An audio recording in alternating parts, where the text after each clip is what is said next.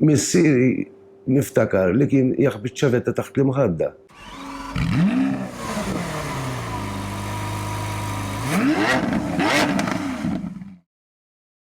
Jiena mindu twilidt u bdejt nifhem l-affarijiet x'inhu jiġri minn dejjem niftakar Lino u Karozzi. Dik kienet ħajti minn 3 snin 4 l fuq. Niġri miegħu il-ħin kollu. Il-Karozzi minn dejjem oġbuni, mindu twilidt dejjem bl-arma qudiem l-steering, dejjem bil-wifqa fuq is-sit nilab ta' tifel li kont. Missieri niftakar li kien jaħbit ċavetta taħt l-imħadda. Darba meta kont vera żgħir niftakar il-pulizija ħabtu bil-lejl biex missieri jmur baħar iċċaq biex jieħu l-karozza. U kull ma kellu prefect. Imma l-lajbirek di dejjem tiżdied fil-ġiri di l-prefect di nara ma jenduna missieri dejjem jivvintala xi ħaġa. Fil-verità Malta minn għalija it-tlilaq beda il-triq tal-barrani, però dik il-biċċa ma niftakarix jiena. L-uniku biċċa li ma niftakarx fil-motorsports ta' Malta. F'nofs is-sittinijiet konna mmorru l-Armir, triq tal-Armir. Għal-bidunet niftakru kellu Morris Oxford, magna ta' xi Triumph TR6, xi ħaġa 6 cylinder straight, l-indikuni kien niftakar kienet. Però ta' 16 beda jtellaq karozzi iktar bis-sens li anke bdew jisulfu in-nies.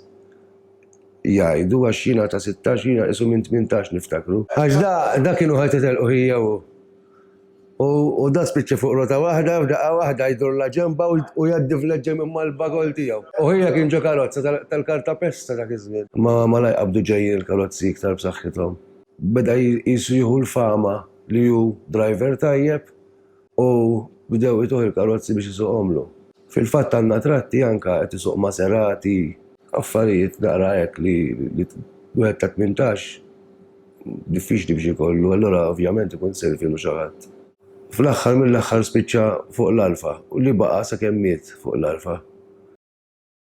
Missieri mill-lider ma tantx kien ferħan li ħajjiġbed dik il-linja tal-karozzi.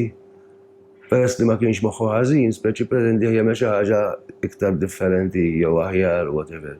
Allura prova jagħmel pjan li iddaħħlu part-timer ma' xi mekkanik bil-pat li dajtih l-iktar affarijiet qal u ibsin u li ħamġu li jista' biex jaqtalu qalbu li jsir mekkanik. Però l-pjan ma rnexxiex għax hemm baqa' u minn daw il-vannijiet u trakkijiet daqsix li kienet jipprova jsewwi meta kien part-timer spiċċa jitellaq il-karozzi u jibnihom u jsewwihom u jittjunihom. Lino kien magħruf fiha din il-ħaġa li kellu l-garaxx nadif tazza. Kien qisu klinik il-post, mhux garaxx ta' mekkanik, speċi bil-madum mal-ħajt griżi ċari bl-art kollox. Is-sajf ma jkollu skola kont immur ngħin u hekk. Kont niknes il-garaxx 3 darbiet fl-istess ġurnata u naħslu bil-mop. Qed ngħidlek nofs il-ħin hekk kont inqatta' u nnaddaflu. L-għodda li ma kontx immissielu li nuża ħallilu hemm fuq il-bank u xi lesti jimsaħhom waħda waħda u jdendulhom hu. X'ma tantx kien iħobb min jiċċajtalhom magħha l-għodda. Ma kienx jew pjaċir laqas tmurlu b'karozza maħmuġa ma kien jew pjaċir. Jew karozza tqattar itfaħħi lil barra kien jgħidli. Bażikament Alfas l-iktar, però kultant kienet tidħol karozza mhix Alfa imma tkun naqra ta' ċertu livell. Min niftakar Jaguarita, Porsche, SMG u anke De Tomaso Pantera niftakar affarijiet ma tarhomx kuljum. Qatt ma ħares lura, ġifieri jiena il-passjoni tiegħu mindu kien żgħir. Sakemm miet l-istess baqgħet, l-istess. Fuq il-karozzi biss jitkellem, f'Ferrari jitkellem fuq xi ħaġa differenti. Mela, il-GTA kienet ilha mill-kważi nofs is-60s. Kien ġabha il-lejni, kienet magħrufa Malta u l-famuża telliqa mal-korvett tat-tubu. Però spiċċa tant Lino kienet. U kien itellaq biha hill climbs ukoll u anke kwarta mil ġieli sakemm bieħħa l-Ingilterra fin-1988 kien bieħħa. Il-GTA kienet xi ħaġa vvintata mill-Autodelta. Qabdu waħda bħal di eżatt li hija kollha tal-ħadid, il-karozza di, neħħewla l-qoxra ta' barra kollha u għamluhom aluminium. Fil-fatt inwaħlin bir-rivets għax ħadid u aluminium stax tiweldjhom flimkien. Għandaw kumenta u kollu mimli rivets u postijiet oħra. użaw il-magnesium biex iħaffu, għamlu il-Magna Twin Spark, spiċċat tiżen xi 800 xi ħaġa kilos, 830, 840 kilo. Meta din kienet xi 120 kilo iktar minnha. Karozza kienet magħrufa tiġri b'saħħitha u llum hija collector's item fil-fatt. U issa qiegħda l-Amerika l-bejħ, Kalifornja qiegħda 325,000 bħalissa l-bejħ. Daqshekk telgħaddi. Tista' tara fuq l-internet għall-bejħ l-istess waħda. Għandi memorji sbieħ tagħha din il-karozza. Lino qatt mu kuntent li jsib, dejjem jara xi jivvinta, speċjalment suspensions, brakijiet, dejjem ksibu biex jimprovja. Hill climb ikollok żewġ practice runs u 2 timed runs. Lino kien iħobb dejjem iżid naqra, mhux jibda mill-ewwel bil-kbir u jibqa' jaħer fil-ħin, jirranġa l-ħin ngħidulu. Waħda mill-karatteristiċi tiegħu kienet il-braking, kien jibbrejkja tard u jinġilaqat li jiena l-marka f'ta' fejn jibbrejkja. Speċi jgħidli jarsaq limiter ieħor biex nerġgħu u mbagħad jgħidli le għax too much. Kienu tricks of the trade dak iż-żmien. Lino kien jemmen ħafna fihom dak l-affarijiet. Speċi hawn ħafna nies itelqu ħsibhom fil-Magna. Importanti l-Magna, imma kien iqis il-handling u l-brejkijiet bħala fattur determinanti fil-ħin li tispiċċa meta titla' il-climb.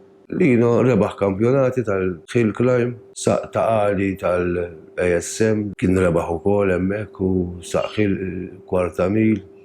L-ASM kien għamel ħabta vera kienet diffiċli biex tibbitja Lino. Tant kien qed jirbaħ li kważi ddejjaq bis-suċċess tiegħu stess.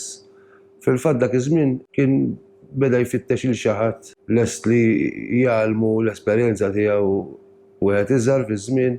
Naqra minn kollox kellu, ġifieri kienet imħalta l-karriera tiegħu. Anke wara li skopriet li kien Silverstone u affarijiet u hija. Imma ġifieri hu ma kienx ta' ħafna kliem.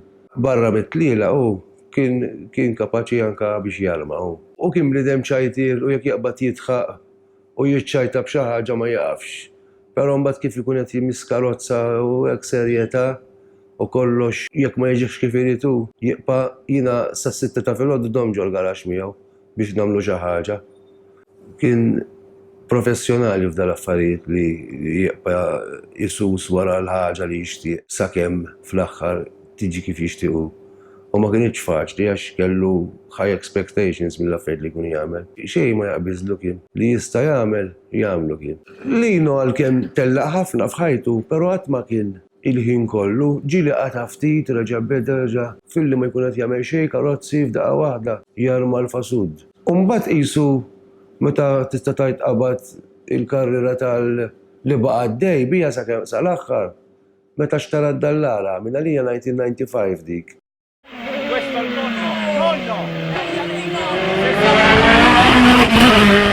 Dak iż-żmien fin-90s kellu diffikultà biex idaħħalha Malta.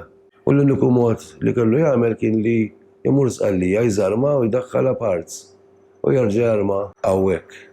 Għax ma kienx hemm metodu dak iż-żmien li tista' tdaħħal race car bla medgars u bla fanali u indicators. Min hemm dik l-affari. Meta ġab id-dallara qisu ħad dik l-injection ġdida fih u kien itellaq konsistenti kważi tista' tgħid. Iktar beda jieħu l-affarijiet bis-serjetà minn qabel tista' tgħid li baqa' sa 5-6 snin ilu kien baqa' jtellaq li kien over 60 meta waqaf. Xi 64, 63 xi ħaġa baqa'. Din il-karozzi hija Alfa Romeo GT Veloce li nħadmet f'Marzu ta' 1967, Magna 1600 u li fuqha ħdimt ma' Lino ġifieri sakemm lestejnija kif inhi fit-2014. Jiena meta kont żgħir l-ewwel karozza li kelli kienet waħda bħallin silver. Kont qed nibni u kelli nbieħha biex inkompli nibni għax dak iż-żmien hekk konna nagħmlu. U mbagħad iżżewwieġt u kelli tfal u x'imdew jitfarfru tfal għad wasal biex nerġa' nixtri oħra. U mbagħad tinfittex għamilt xi sena u nofs. U darba ċempilli Lino għalli hawn waħda l-bejt. U xtrajnija. Dak kien 2010. U mbagħad wara ftit jisni bdejt ngħidu tajt indura li tajt indura. Għallu inti gawdija ftit, għalli mbagħad ibdija ftit. U hekk għamilt, ġrej ġiġir jitbija biex tieħu naqra pjaċir bija, u bat tinżarma. Dorta, sprejjajta, u spiċċa tant lino żarmata kollha sprejjata lesta jekk ħamra. U badna narmaw, u għamilna għattajna xi 5 xhur kuljum narmawa biex bil-blend product u għadan ġifieri. Kienet esperjenza sabiħa, però tensjonanti, għax biex ġifieri ju tantu perfezzjonist li jajjik kien. Imma insomma fl-aħħar l-estejnija u issa li madux magħna iktar nozza għax hija xi ħaġa ħajja milli jagħmelu tista' tgħid mill-bidu sal-aħħar. Dik il-bandiera kienet iffirmata minn Sergio Marchionne, CEO tal-Alfa Romeo, li issa miet ukoll, 100 sena u xarej waraj, u użajnija fuq it-tebut ta' meta miet Lino dik. Kien motti bija, speċi dika nozza u ħatiqpa parti mill-kollezzjoni sakemm fl-aħħar mill-aħħar nispiċċajn ukoll. Jiena l-affarijiet l-għandi tiegħu għadni kemm irregalawri xi 3 tazzi it-tfal tiegħu bħala rikonoxximent ta' kemm intom u speċi kemm kont close miegħu, però l-memorja bil-sieqpa għax tazzi jew li rebaħ u hekk dawk kellu ħafna ġifieri daw huma qatra f'oċean law it-3 u l-5 kemm hawn. Il-memorja li għext ħajti kważi kollha miegħu kienet xi ħaġa li ma tistax tirriplejsja b'xejn, bl-ebda tazza jew xi ħaġa oħra ixini. Il-memorja tax tkun għamilt flimkien u sifirna tliela u dal-affarijiet xejn m'hemmx paragun. Dik tieqpa'.